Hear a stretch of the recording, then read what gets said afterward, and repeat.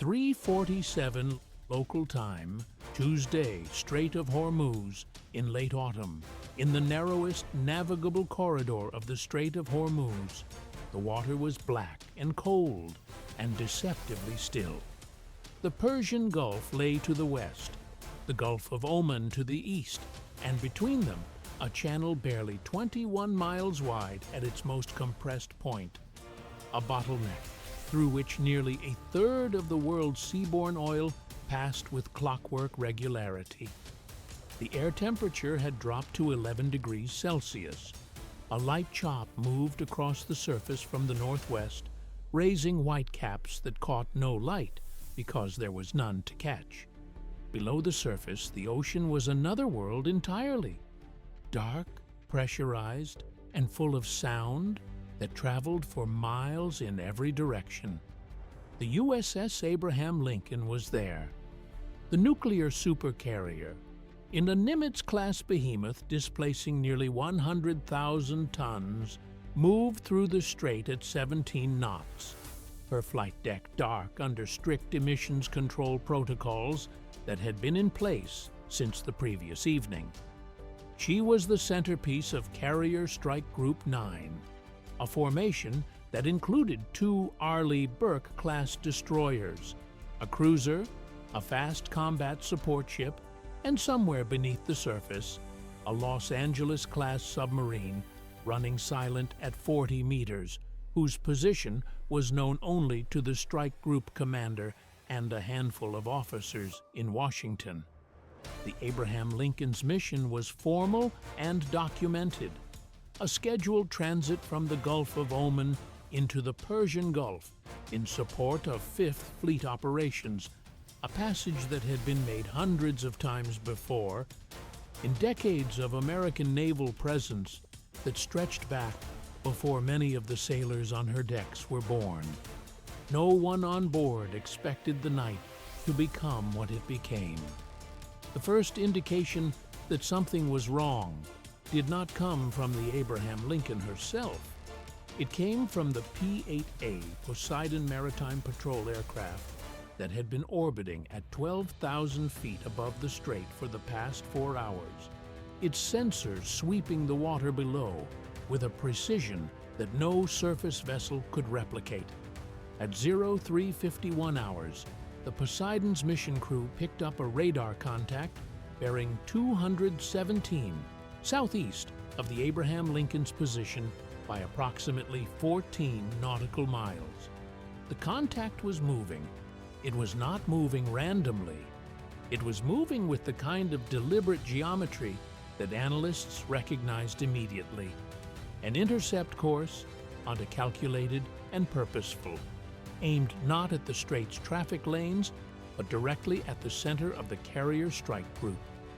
The Poseidon relayed the contact data to the Abraham Lincoln's Combat Information Center within 90 seconds of acquisition.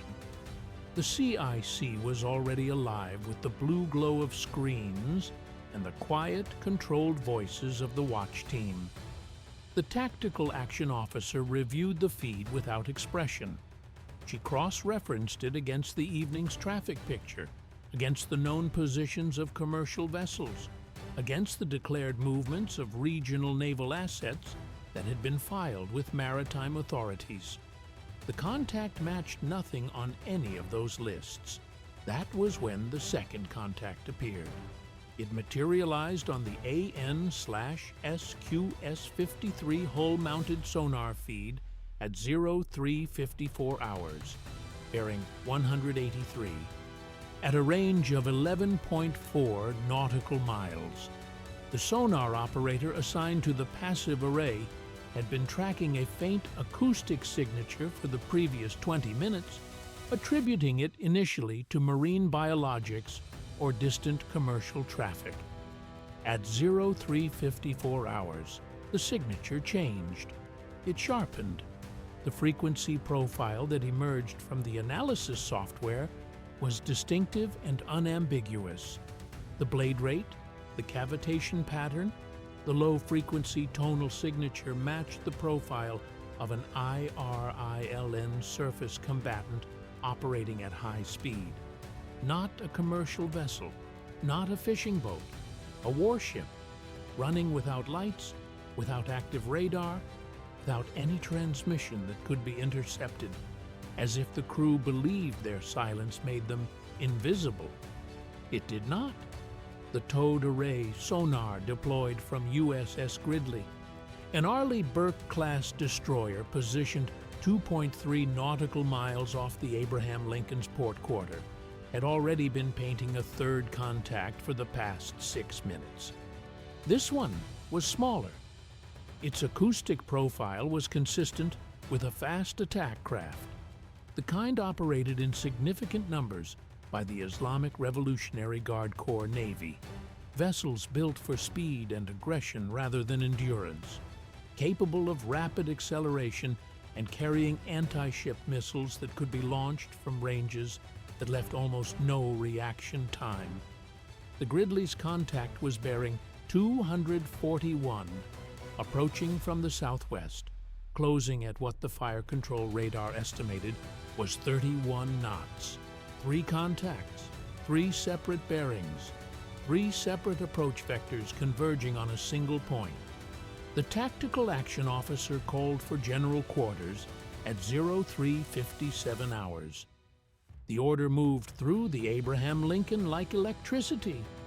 The general alarm, that unmistakable sound that every sailor knows before they know their own name by heart, sounded through every compartment of the carrier simultaneously.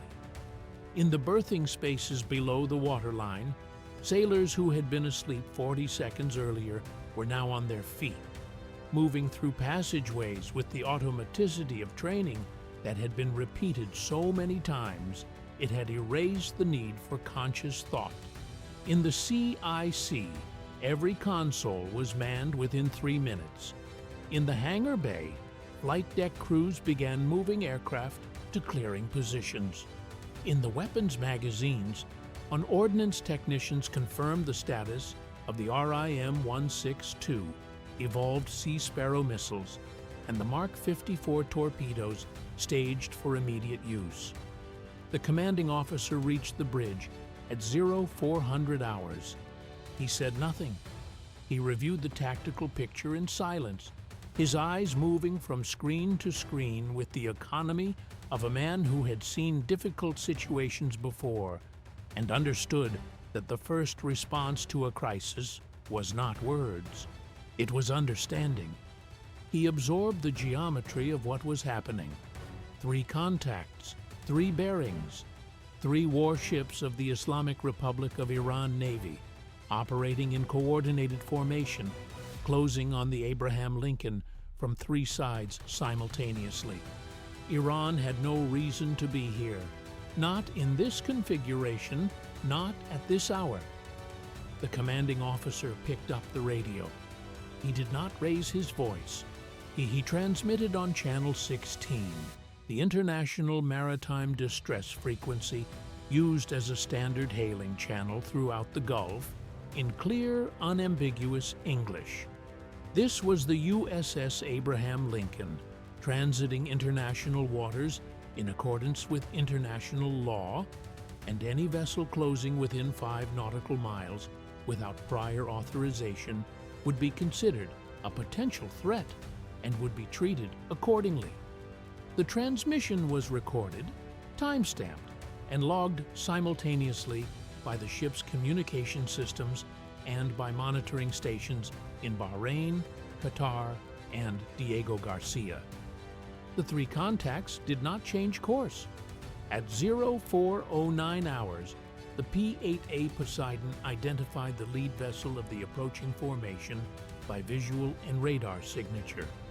It was an Iron Mauj-class frigate, a domestically produced Iranian warship measuring roughly 100 meters in length, displacing approximately 1,400 tons, and armed with anti-ship missiles, a deck gun, and torpedoes.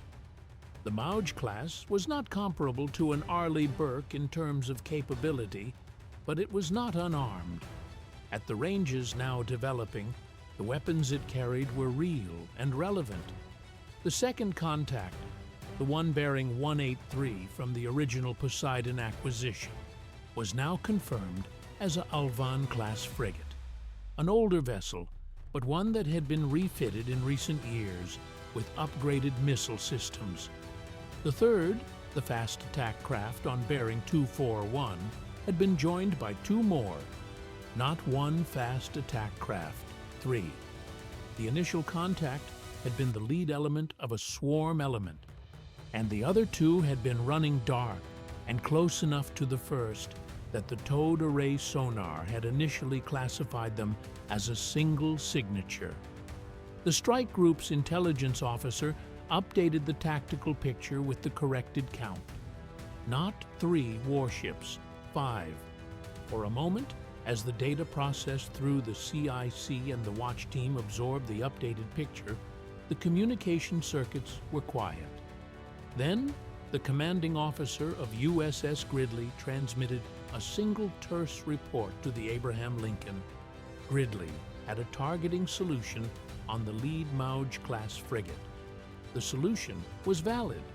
It was being held in ready status, awaiting instruction. No weapon had been launched. No weapon had been authorized. But the solution was there, precise and complete, as a statement of readiness rather than intent. The fire control radar aboard the Gridley had been illuminating the lead Iranian frigate for 40 seconds before the Iranians detected the lock-on warning on their own equipment. That was when the formation began to accelerate. In the Mauj-class frigate's command space, the officer commanding the Iranian formation received the radar lock-on warning with an expression that his crew could not read. He had been briefed extensively before departure from Bandar Abbas. He had been told that American commanders in the Hormuz would respond to provocation with de-escalation, with radio calls, with notification to higher authorities.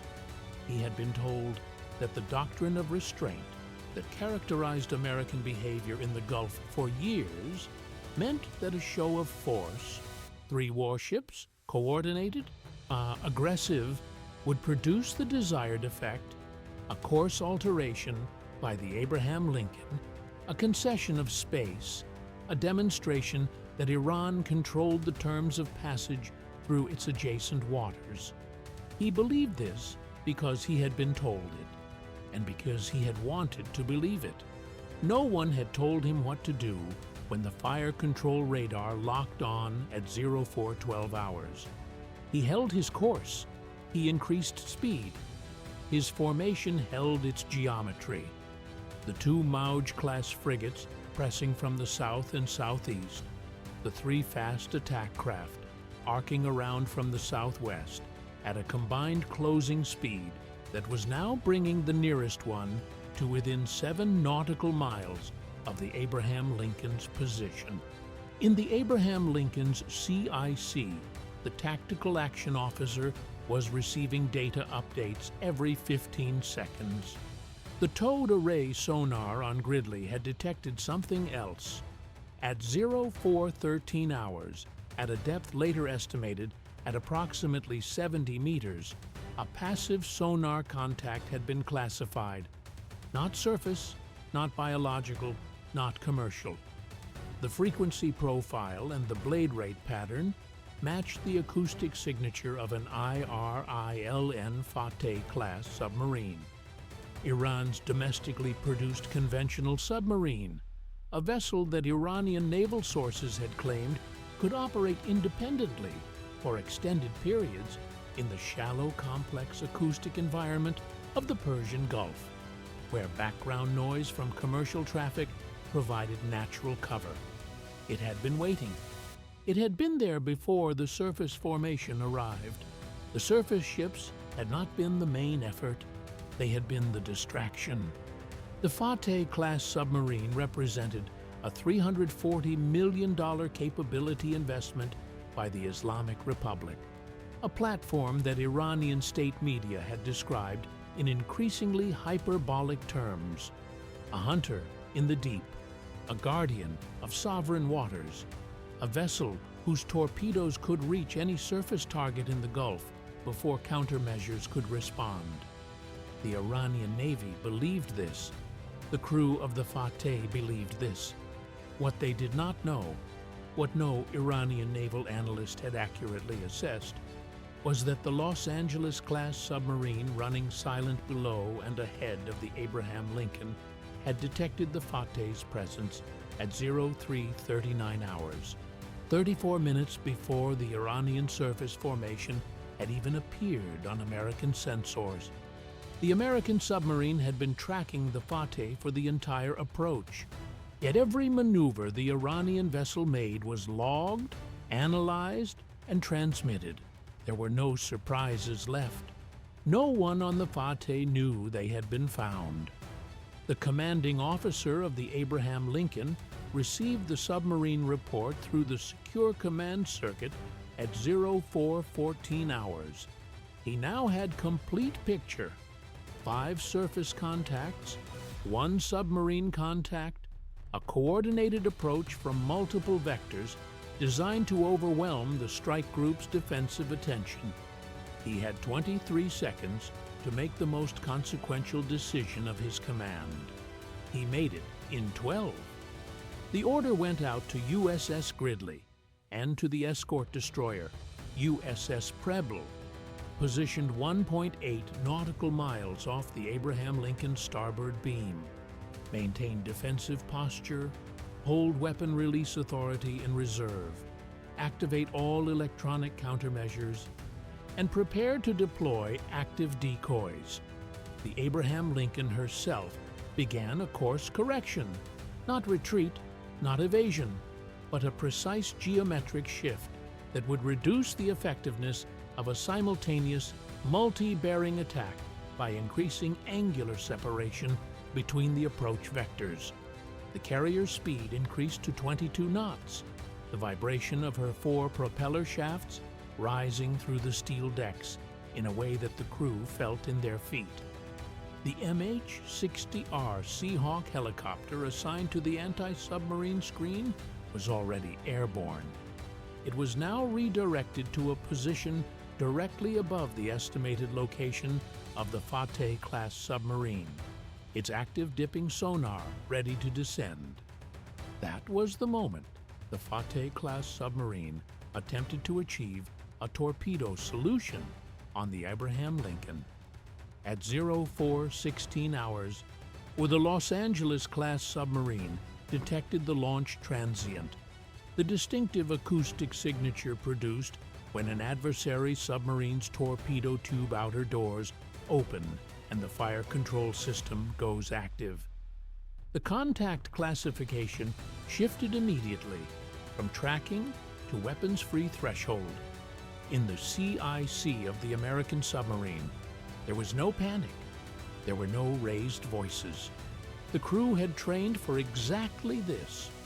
The commanding officer of the American submarine transmitted a single authentication code to the battle group command circuit, a code that conveyed, in 4 encrypted characters, that the Fateh had made its targeting move. Silence. Then the first Iranian torpedo entered the water. The Mark 54 torpedo carried by the Iranian submarine was not a Mark 54. It was an Iranian-manufactured variant with a reported range of approximately 15 nautical miles and an active sonar seeker that its engineers claimed could discriminate between decoy and target in high-clutter environments. The torpedo left the tube at 0416 hours and 22 seconds. Its active sonar seeker activated at a range of 4 nautical miles from the tube, pinging at a rate that translated through the water into a sound that the Abraham Lincoln's sonar operators heard clearly and immediately reported. The bearing was 194. The range was 9.3 nautical miles. The torpedo was running at 43 knots on a course that would bring it to within lethal range of the Abraham Lincoln in 11 minutes and 40 seconds at that speed. 11 minutes and 40 seconds. The tactical action officer did not hesitate. The CIWS The close-in weapon system aboard the Abraham Lincoln was designed for threats arriving in seconds, not minutes, but it was spinning up now. The phalanx system's radar locked onto the acoustic data being fed from the sonar suite, triangulating a predicted surface emergence point for the incoming torpedo. Chaff dispensers activated along the carrier's port quarter. Active decoys, acoustic devices designed to mimic the carrier's own propeller signature, were launched from two separate positions off the hull, creating false targets in the torpedo's search pattern. The Abraham Lincoln's electronic countermeasures suite activated a broadband acoustic jamming protocol that flooded the water with noise, designed to confuse active sonar seekers at close range. The USS Gridley executed a hard turn to port, placing herself between the Abraham Lincoln and the estimated torpedo approach bearing, her own towed array sonar actively pinging, a deliberate choice to paint the destroyer as a larger, more acoustically prominent target than the carrier it was shielding. It was not a suicide maneuver. The Gridley's crew was confident in what happened next. They had trained for this exact geometry. At 04, 22 hours and 14 seconds, the Iranian torpedo's active seeker locked onto the acoustic decoy, deployed 300 meters off the Abraham Lincoln's port quarter.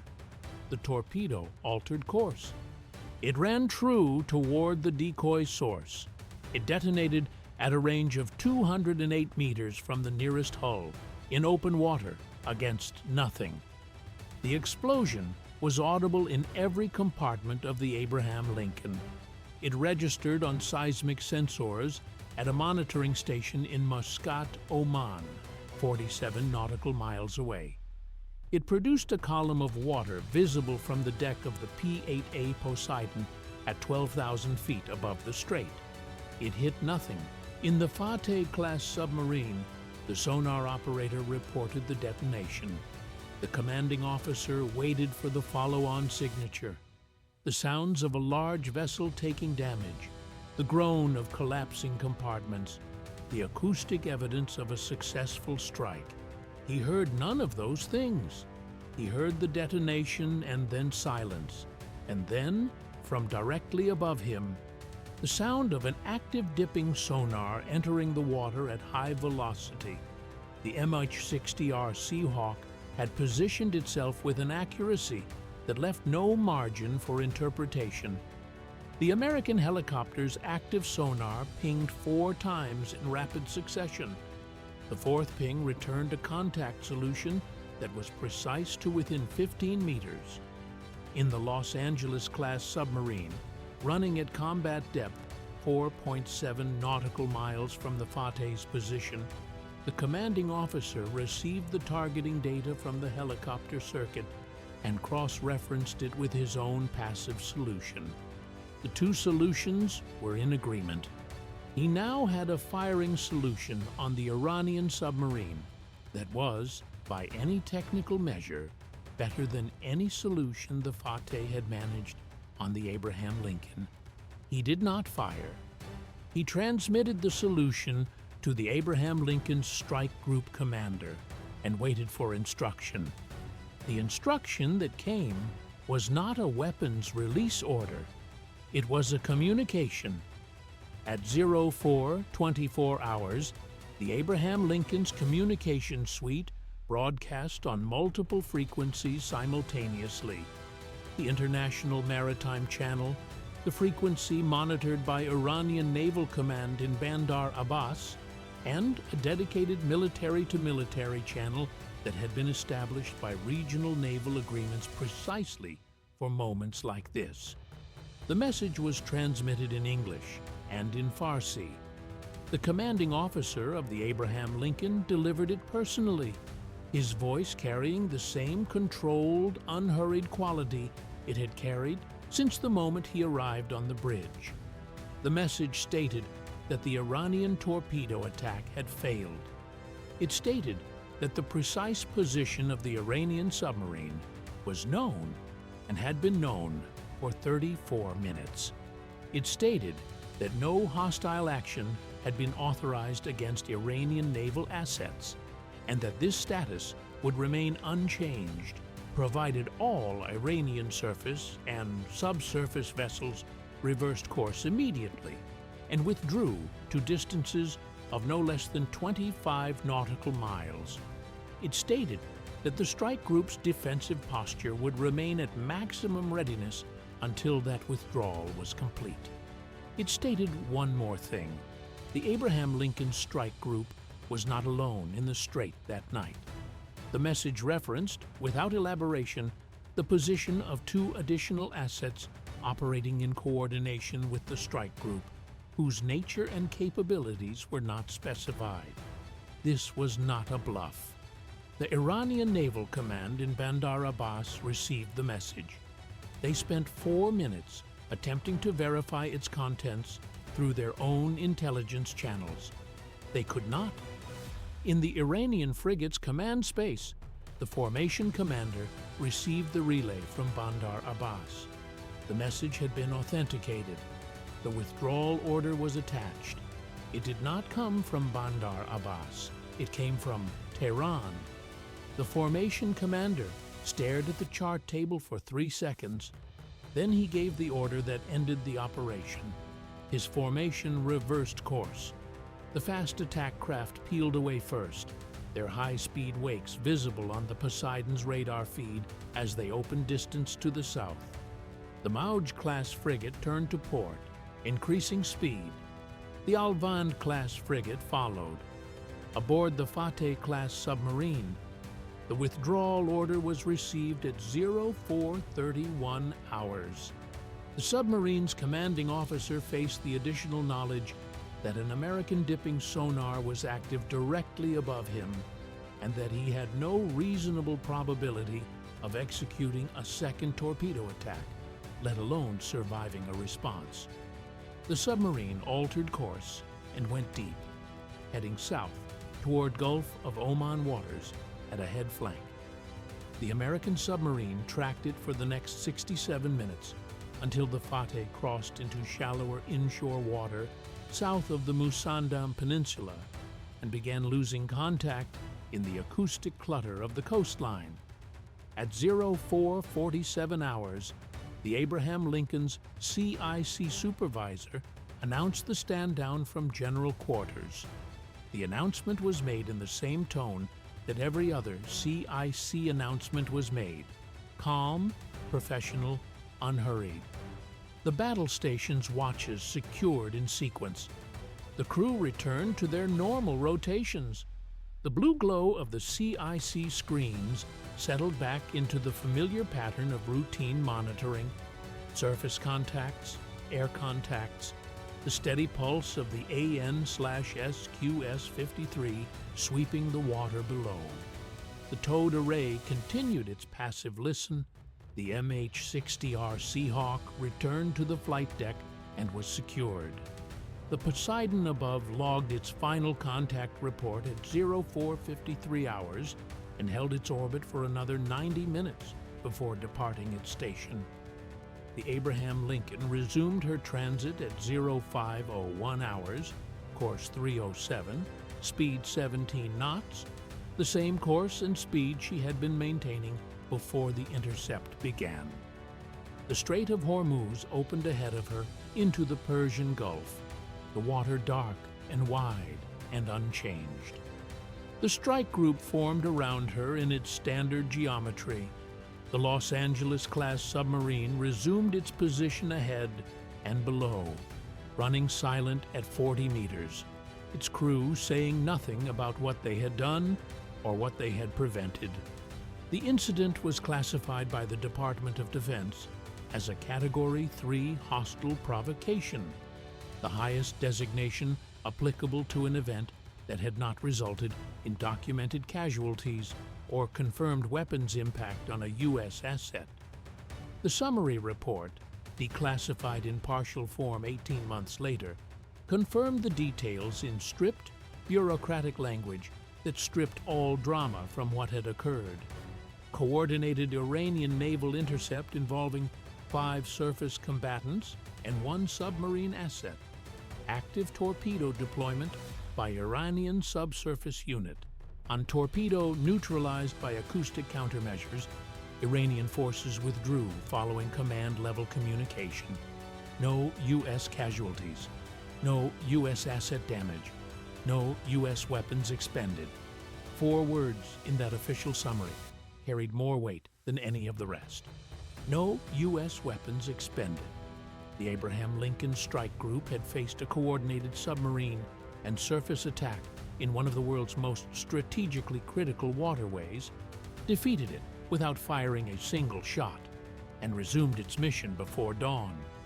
Iran had miscalculated. They had believed that the Abraham Lincoln's transit was an opportunity, that American restraint in recent Gulf confrontations indicated a hesitation that could be exploited, that a coordinated show of force from 5 separate platforms across multiple vectors would produce a response measured in diplomatic language rather than in tactical reality. They had believed that their Fateh-class submarine, positioned and patient, represented an asymmetric advantage that American surface forces could not counter quickly enough to matter.